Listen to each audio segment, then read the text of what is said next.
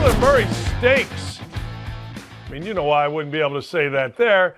Kyler Murray stinks. Kyler Murray, I got two words for Kyler Murray. My ass. You can make all the excuses you want, but he is now in the pantheon of awfulness with Baker Mayfield, Carson Wentz, oh man, Jalen Hurts, Dak Prescott. Put Kyler Murray in there. Holy cow. You know what he did? He went and Wentzed us. Except he did it right-handed. He threw a ball out from the end zone, threw it up. Next thing you know, boom, touchdown. Kyler Murray. Look, I was all in on Kyler Murray until I started watching him. I'm not surprised. I'm not surprised at all that they being the Cardinals, were able to win some football games when Kyler Murray was on the sideline and Colt McCoy was in. I wouldn't be able to say that on ESPN, you know. Got to be careful. But right here, are you kidding me? Did you watch that game last night? Like, I don't know what Kyler Murray was thinking, or I don't know what. He got intimidated. He got scared. He was awful. Now, let me go to the other side. Let me explain something to you here in the great state of Indiana. In the great state of Indiana, we have what is commonly known as the greatest general manager in the NFL. Greg Rosenthal and others, I think it's Rosenthal, he of the NFL Network or NFL.com wrote this article in April that the best general manager is our guy Chris Ballard, despite the fact that he has a 42-42 record and in 5 years 1 playoff win and no division titles. We talk in Indianapolis about a couple of things. We talk about championship culture. We talk about having our chips all in. Our venerable owner, the great Jimmy Irsay, just did a TikTok video, if you can believe it, a TikTok video by the owner of an NFL team outside of his big-ass private plane on the way to go play guitar somewhere and act like he's a rock star. The world is nuts here in Indianapolis. I'm sorry, but it's just insane. Anyway, he talked about chips are all in. If you show up at 56th Street, your chips have to be all in. Blah, blah, blah, blah, blah. That's what we do here in Indy. We talk. So, let me tell you why that's pertinent to last night. In Indy, we grow our own. In Indy, we pay listen to this, to this point, $140 million for Phillip Rivers over the hill, Carson Wentz beat out by Jalen Hurts, $30 million to Jacoby Brissett, and assorted other millions to like Brian Hoyer, Sam Ellinger, Jacob Eason. I'm missing one or two guys. All right, that's Brett Huntley. $140 million. All right, we have a championship culture. Our chips are all in. Let me tell you about the Rams culture. The Rams went out and paid for a legitimate quarterback. One I was screaming to get in Indianapolis. I watched a few years ago when the Detroit Lions came into Indianapolis for one of those pregame scrimmages. I'm watching, it was Andrew Luck for the Colts, Matt Stafford for the Lions, and it was unbelievable to me how much better of a thrower of the football Matthew Stafford was than Andrew Luck. Not that Luck was bad. Luck was good, really good. But, man, that Stafford could sling it. So, not only do they get Matt Stafford, but they went and got a bunch of really good free agents. They went and surrounded Aaron Donald with talent. They went and picked up two guys mid-season. Mid-season pickup of OBJ looked pretty good last night, even though I'm not a fan.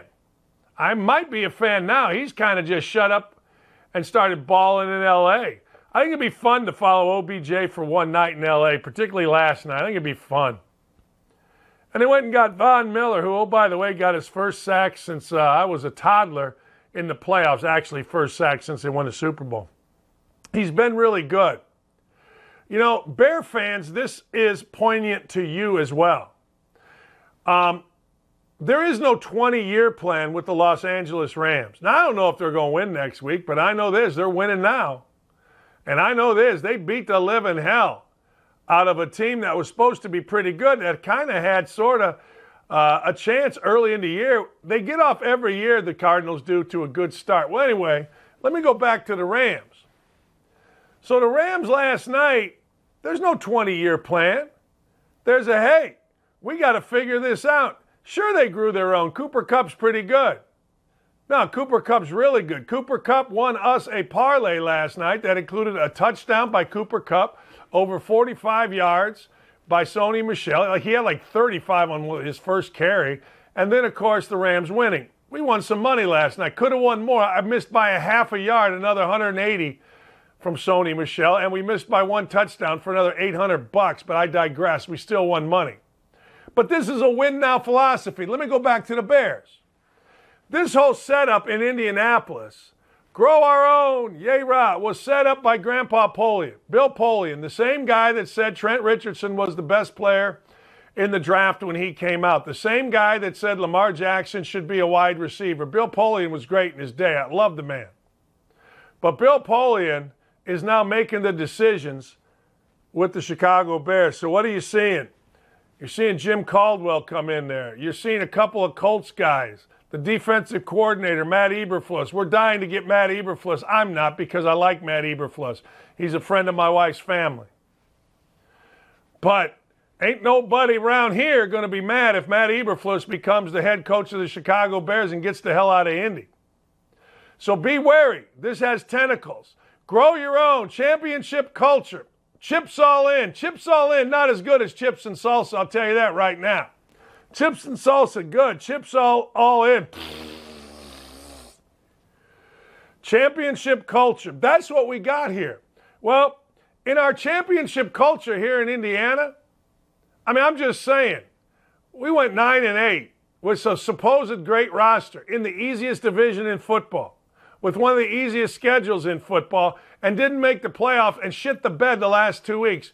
I don't think championship culture includes having a 98% to make the Super Bowl, the playoffs, and losing 2 in a row. No. Championship culture is what you're seeing out of the Rams. They won the division, got a first-round game against a team that knows them very well and beat the living hell out of them. That's championship culture.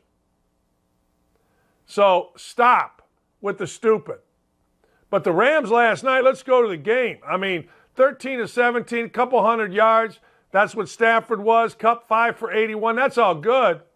But the defense, the pressure on the defense, man, oh man. OBJ, a little creativity, throws the ball down the field. Hell of a play, hell of a catch by OBJ, left corner.